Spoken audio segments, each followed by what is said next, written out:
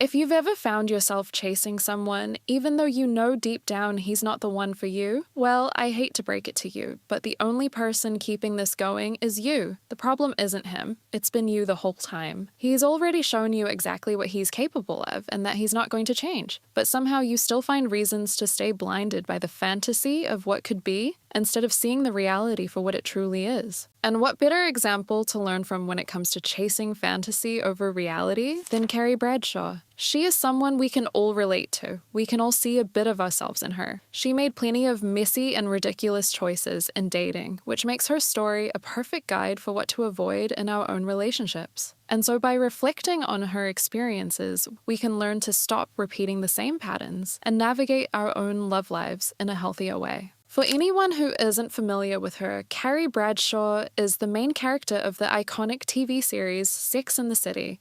The show follows her and her three best friends as they navigate their careers and the ups and downs of dating in New York City. But while each of them has their own journey, I feel like Carrie's love life is definitely the messiest. And it's through this chaos that we can actually rethink some of the decisions we make in relationships and maybe avoid falling into the same traps she fell into. One of the biggest mistakes Carrie made was chasing unavailable men. Carrie had a habit of always falling for men who were emotionally unavailable or inconsistent. And of course, the ultimate example of this pattern in her life is Mr. Big. He is obviously charming and successful and the kind of man many women would dream of, but he never fully committed to her and he was deeply toxic for her. But regardless, Carrie kept hoping he would change and he would suddenly wake up someday and decide he wants to commit to her, even though his actions repeatedly showed that he wasn't ready to commit or be in a serious relationship with her. She knew he was emotionally withdrawn and afraid of commitment, yet instead of moving on or accepting the reality of his flaws, she spent years giving him ultimatums and trying to change him and mold him into the type of person she wants him to be. And I think part of the reason for this pattern is her low self-worth. She didn't fully believe she deserved someone who would show up consistently and love her the way she deserved. And even when she was with Aiden, someone who treated her very well and who loved her for who she really is, being in a secure relationship felt almost like a problem to her. It felt like something is missing because she feeds on conflict and chaos. Unconsciously, she wants her low self-worth to be confirmed. So when she is with a partner who treats her well and doesn't trigger her insecurities, it creates a sense of inner conflict with her own beliefs about herself. And so she ends up sabotaging the relationship. That's why, despite Aiden treating her well, she cheats on him and ultimately returns to Big again. Because at the end of the day, the people we choose to be with often reflect our own sense of self-worth and the relationship we have with ourselves. You allow exactly what you think you deserve. So if you're in a relationship where you're not being treated the way you want, but you keep letting it continue and you accept being treated poorly, that clearly means you haven't fully recognized your own value. Because if you truly did, you would have taken action to completely remove that negativity from your life and never settle for less than what you know you deserve. Just because someone else doesn't respect you doesn't mean you should not respect yourself either. Just because someone doesn't value you doesn't mean you should not value yourself either. Not everyone who comes into your life will recognize your value, and that's okay. But it doesn't change the fact that you are worthy and you deserve to honor yourself. Someone else's commitment issues are not your fault. The truth is, sometimes you meet a man when he's just not ready to settle down. So no matter how strong your connection is, he won't fully commit. But later, he may meet someone else when he's ready, just like Big met Natasha and married her not too long after breaking up with Carrie. We need to understand that we cannot force someone to choose us, and we cannot fix someone who isn't ready or willing to be fixed. Love shouldn't require you to wait for someone to be ready to choose you or to treat you the way you deserve. Even though Carrie's dumb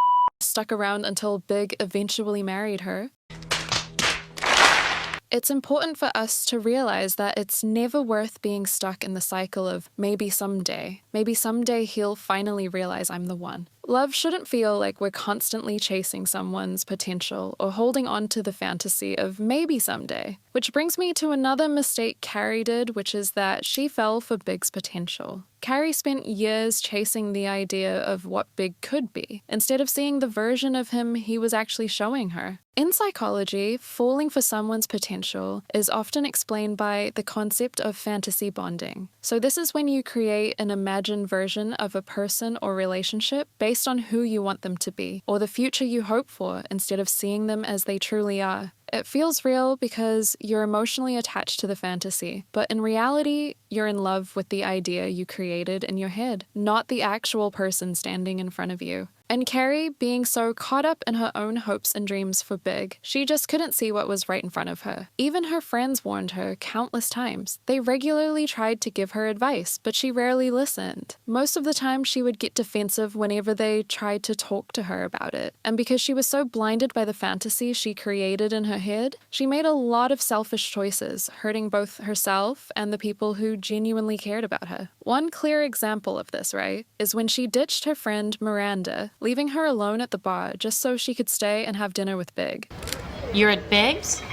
You and I are having dinner tonight. Well, he got this veal.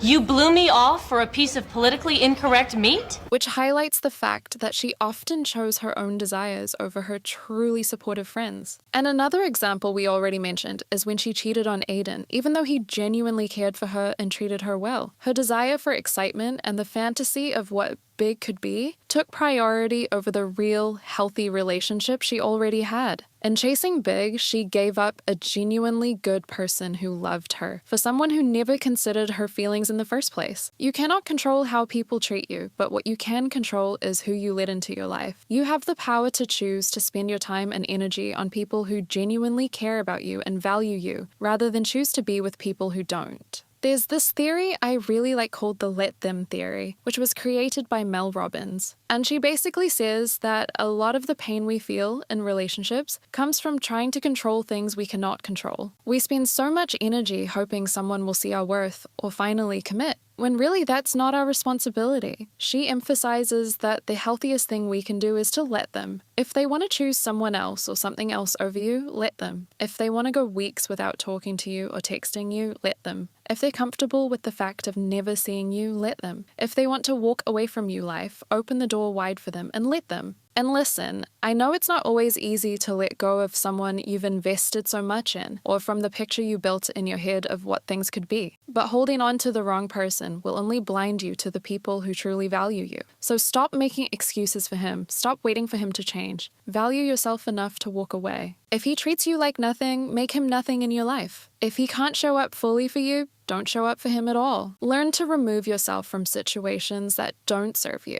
and prioritize only the people who are prioritizing you as well. Never make someone a priority when all you are to them is an option. Carrie spent years going back and forth with Big, wasting so much time. And I don't want you to waste your time the same way. You deserve so much more than a guy who makes you feel like you're competing for a spot in his life. There are literally girls who are treated like princesses and who are genuinely cherished. And yet some of us still waste time on the guy who doesn't show up and who leaves us wondering if we're even enough. So let this episode be your reminder to focus only on people who actually show up for you and value you the way you deserve.